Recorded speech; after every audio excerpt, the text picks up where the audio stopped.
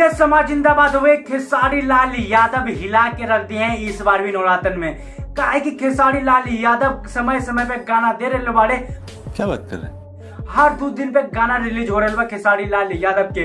अभी छठा गाना है खेसारी लाल यादव के लेके थरिया, जे कि भैया ग्लोबल म्यूजिक से गनवा आयल बा और कृष्णा बेदर्जी जी गनवा के लिखले बाड़े, आर्यन शर्मा म्यूजिक बनेले बाड़े, जे कि सबसे बड़का गाना हुई लेके थरिया।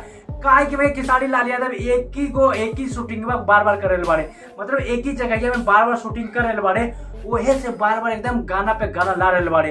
कोई लोकेशन का चेंजिंग ना, हल्का फुल्का चेंजिंग है, लेकिन एक ही लोकेशन पे ज्यादा शूटिंग कर रहे बाड़े। 6 लोकेशन एक ही जगह के है देखे के मिलल बा। काहे कि भाई खेसारी लाल यादव ओहो से बड़ा गाना लायल बाड़े। वही से भैया पहला गाना आयल रहे खेसारी लाल यादव के प्रखंड हो जिला देवी माइये से हिला। भैया जब से गाना आयल बा सब एक ही जगह के शूटिंग है। भैया हम बता दें पवन सिंह के उहे गनवा कब से आवे वाला है भैया, लंबा लंबा केस अभी तक गनवा लेके नहीं आयल बा और सब कर रहे कि गनवा आ जाए, कल आए टी सीरीज पे आई भैया। और विजय चौहान गनवा के लिखले वाले पवन सिंह के, लेकिन अभी तक गनवा नहीं के आयल बा। 4 दिन से भैया कमिंग सून दिखा रहे बा, लेकिन अभी तक गनवा नहीं के आयल बा।